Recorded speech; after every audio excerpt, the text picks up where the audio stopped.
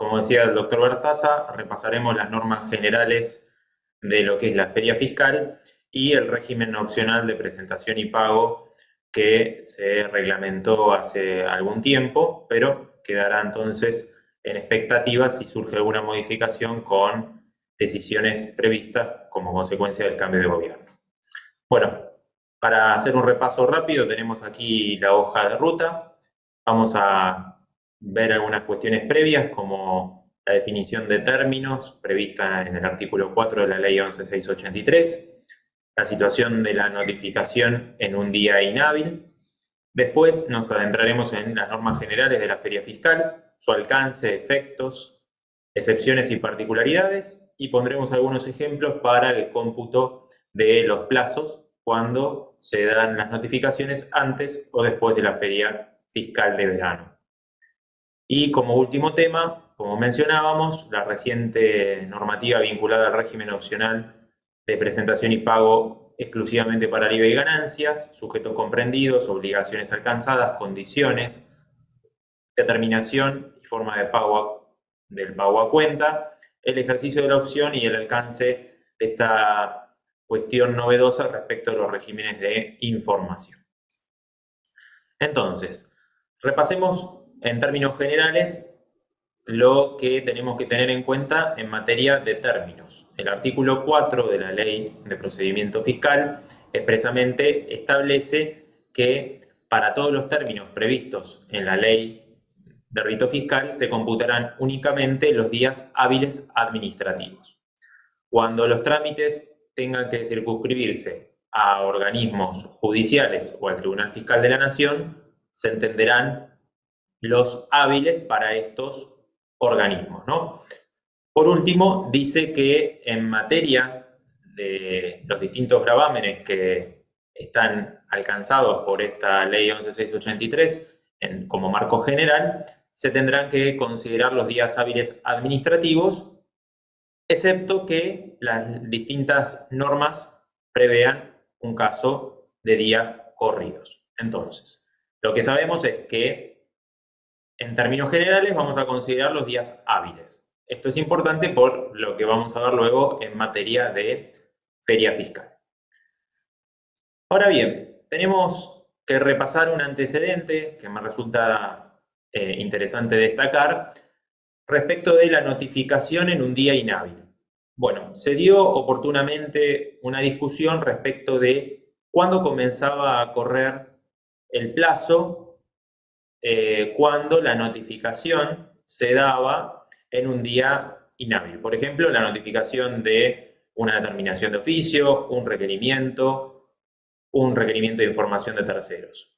Entonces, en el antecedente que les traigo, textualmente dice que la resolución que se apela fue notificada el día sábado 29 de septiembre del 2001.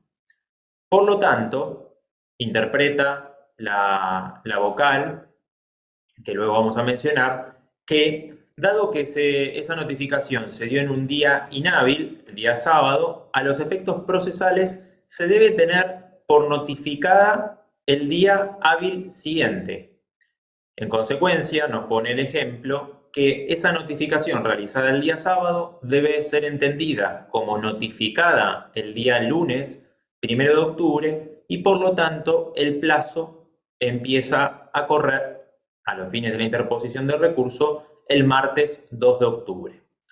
Este es un extracto del voto de la doctora Gramajo en minoría, ¿sí? Ya que en la causa Matera Juan Francisco del Tribunal Fiscal de la Nación, Sala D, del 2002, la interpretación de la mayoría era que el plazo comenzaba a correr a partir del día lunes. Sin perjuicio de esto, este voto de la minoría fue confirmado, ¿sí? El voto de la minoría fue confirmado por la Cámara Nacional de Contencioso Administrativa Federal Sala 3 en el 2006. Entonces, si recibimos una notificación en día inhábil, se entiende como notificada el primer día hábil siguiente y corre el plazo a partir del día posterior. Esto era importante en materia de notificaciones en papel, digamos que era vía correo o presenciales por los organismos, por los agentes del organismo, ha cambiado alguna cuestión con relación a lo que es el domicilio fiscal electrónico, pero a los fines de tener en cuenta esta notificación del día hábil, vale este precedente, pero resulta importante destacar que se ha modificado el artículo 100 por la ley 27430, incorporando justamente como último párrafo este criterio. Es decir, hoy, más allá de este precedente que les comparto, el artículo 100 prevé expresamente que la notificación que se realiza en día inhábil se entiende como notificada el día hábil posterior. Entonces decíamos que en materia de términos se tenían que considerar los hábiles administrativos. Entonces, en materia fiscal no hay feria en enero, como no había feria en enero como pasaba con los abogados, que eso es una feria en materia judicial. Con lo cual, desde hace un tiempo, la resolución 1983, año 2005, establece que para el ámbito de la FIP no se computarán respecto de los plazos procesales los días hábiles administrativos que se indican a continuación. Entonces, acá están transformando días hábiles administrativos, los transforman en inhábiles, por esto que conversábamos previamente en materia de términos. ¿Y cuáles son los plazos en los cuales esos días hábiles administrativos se transforman en inhábiles? Bueno, todo el año, todo el mes de enero de cada año, del 1 al 31 de enero, y respecto de lo que es la feria de invierno, por llamarlo de alguna manera, tiene que estar fijada por el organismo fiscal, teniendo en cuenta la feria judicial, ¿sí? Solo para que lo tengan como referencia, la resolución 5375 de junio de este año fijó entre el 17 y 28 de julio del 2023 la feria en AFIP de invierno. Entonces, para repasar, recordemos, son considerados inhábiles los días comprendidos entre el 1 y el 31 de enero y los que se fijen para el periodo de julio conforme surja de la norma que tiene que emitir la FIP teniendo en cuenta la feria judicial.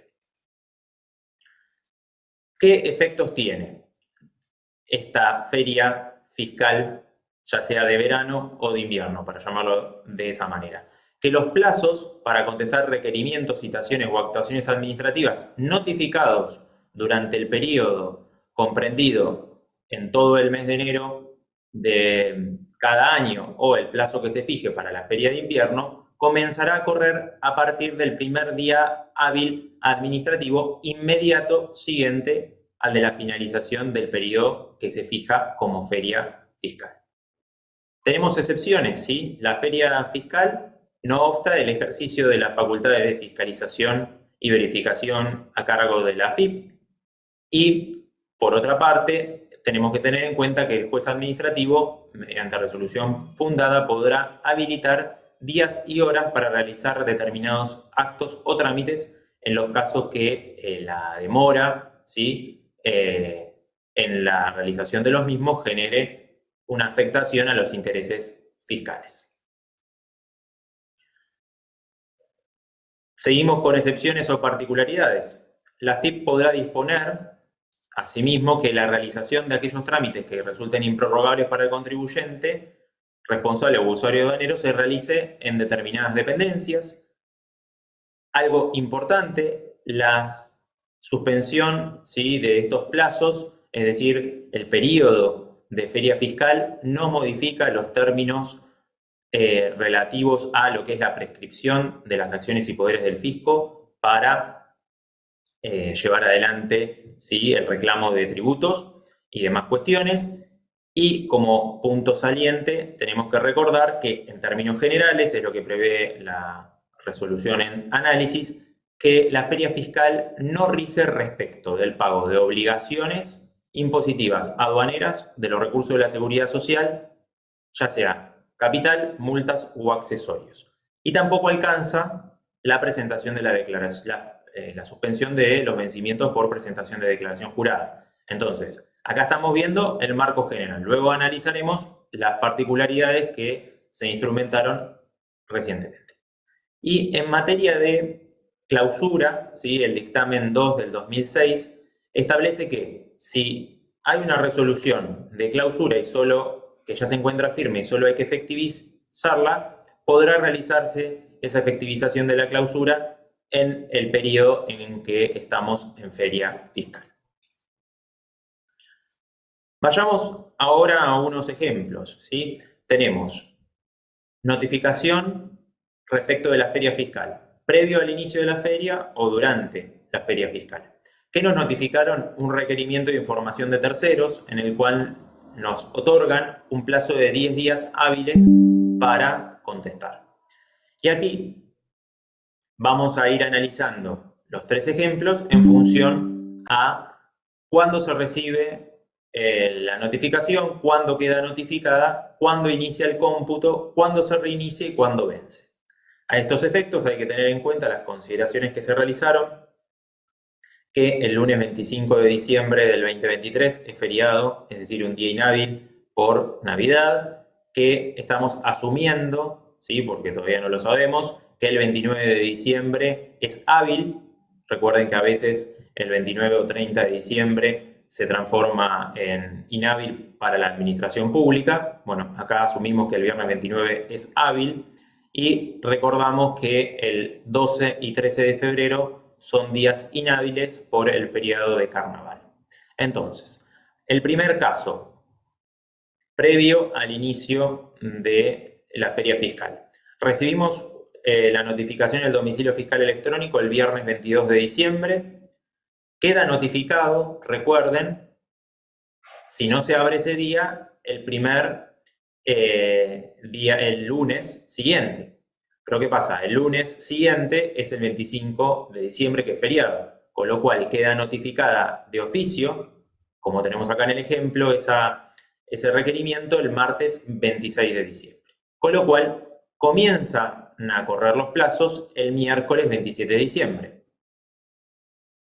Dado que ahí comienzan a correr los plazos, tenemos la feria fiscal en enero, con lo cual el reinicio del cómputo de plazos se da el jueves 1 de febrero de 2024 y se completan los 10 días el miércoles 14 de febrero del 2024. Ahora tenemos una situación similar, pero con una particularidad en materia de notificación. Se recibe en el domicilio fiscal electrónico el requerimiento, está a disposición en el domicilio fiscal el miércoles 27 de diciembre. Por decisión del contribuyente se abre ese mismo miércoles 27 de diciembre la notificación, con lo cual queda notificado ese día, comienza a correr el plazo el jueves 28 de diciembre. Tenemos luego la feria fiscal, con lo cual se reinicia el cómputo de plazos el 1 de febrero del 24 y queda el vencimiento de los 10 días hábiles el jueves 15 de febrero.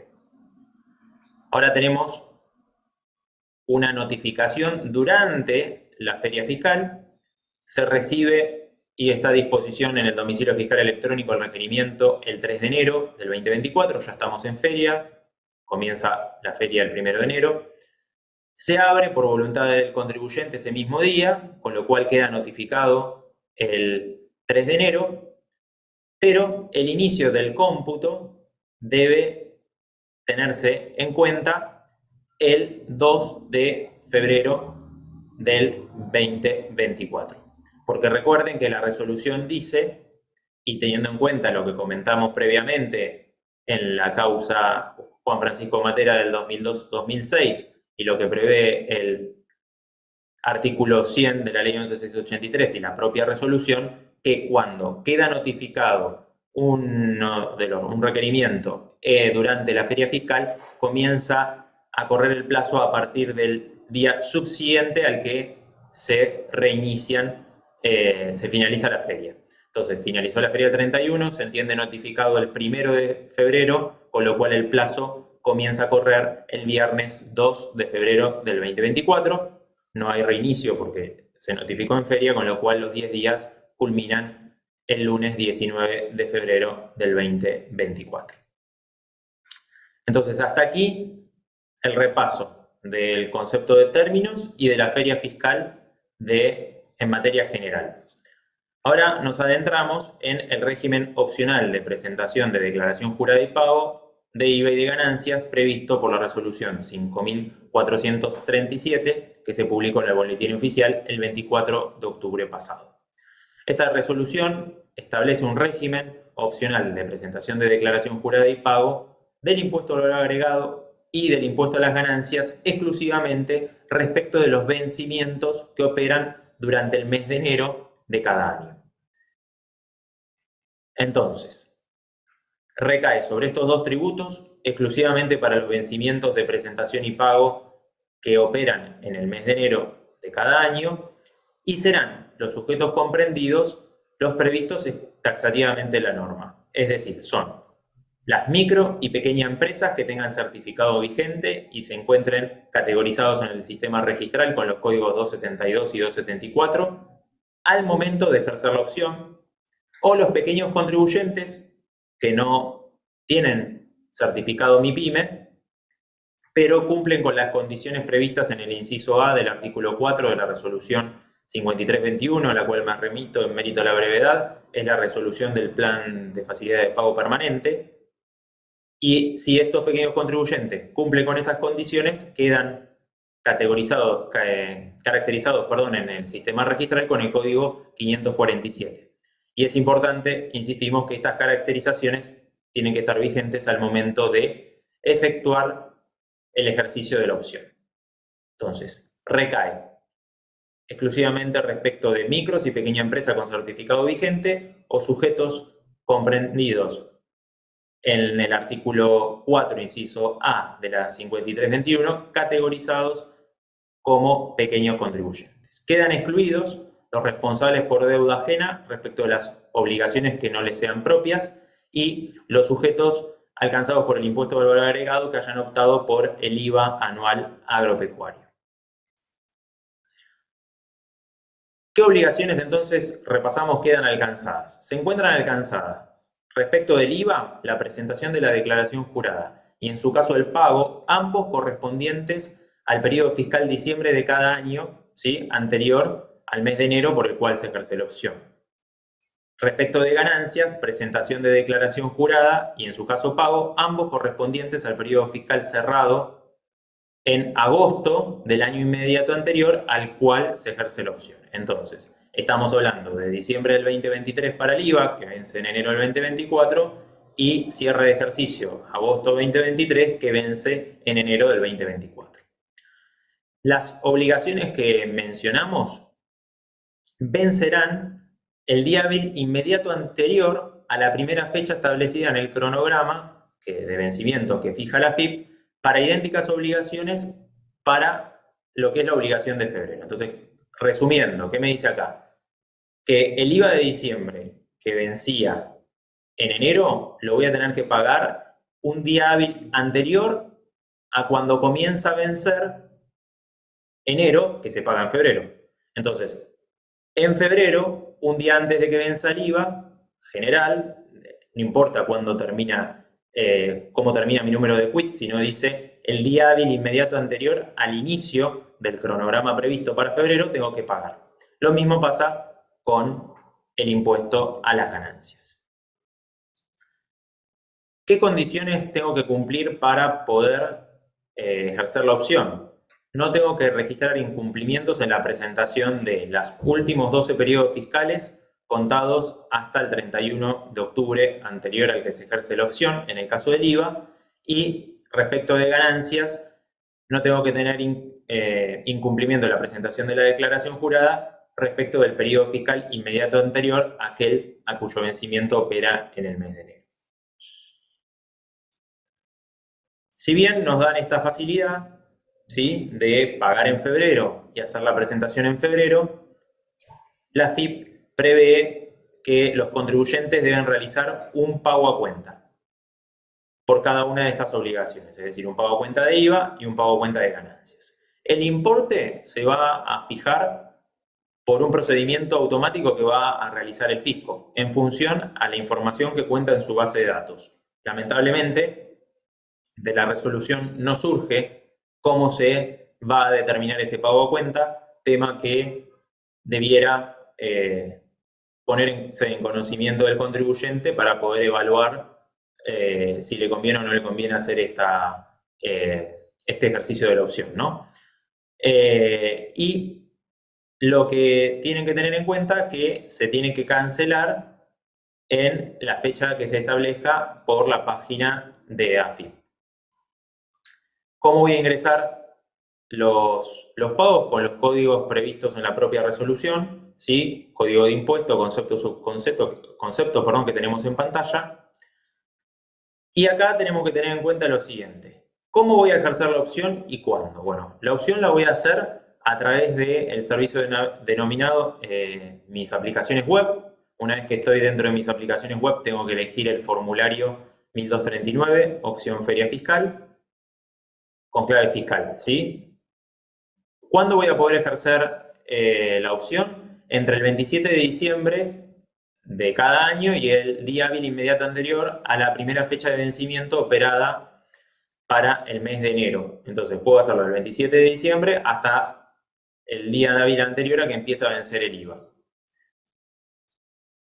Porque para ambas, porque no puedo elegir una opción de pago diferido, por decirlo de alguna manera, y presentación diferida para el IVA y no para ganancias. Una vez que elijo para ambos tributos. Y se ha incluido, ¿sí? El pago se ha realizado en el mismo día. Voy a pagar tanto IVA como ganancias y así de esa manera también el ejercicio de la opción. Acá tenemos que tener en cuenta este último punto, que una vez que ejercí la opción, ¿sí? No la puedo anular ni rectificar. Entonces la voy a tener que hacer todos los años, pero si la inicio y la ejerzo, no voy a poder rectificar ni anular la misma. Y por último, además de este régimen especial de presentación y pago para IVA y para ganancias, respecto de los regímenes de información, se establece que la presentación de las declaraciones juradas correspondientes a los regímenes de información cuyo vencimiento operan en el mes de enero de cada año podrá efectuarse hasta el mismo día del mes inmediato siguiente o hábil posterior si este fuera inhábil. Entonces, acá tenemos una particularidad. Pago a cuenta y presentación de declaración jurada de IVA y de ganancias alcanza exclusivamente a pequeñas, microempresas y sujetos considerados pequeños contribuyentes. En cambio, la posibilidad de presentar las declaraciones juradas informativas de enero hasta el mismo día de vencimiento que se da en febrero alcanza a todos los sujetos, ya que no se previó ningún tipo de condicionamiento en materia de algunos contribuyentes sí y otros contribuyentes no. Con lo cual, tengan en cuenta esta situación, que presentación de regímenes de información alcanza al total de contribuyentes y pago a cuenta de declaración jurada y presentación exclusivamente, como dije, a micro, pequeña y pequeños contribuyentes. Bueno, hasta aquí es todo. Muchas gracias por su atención y quedo atento a las preguntas.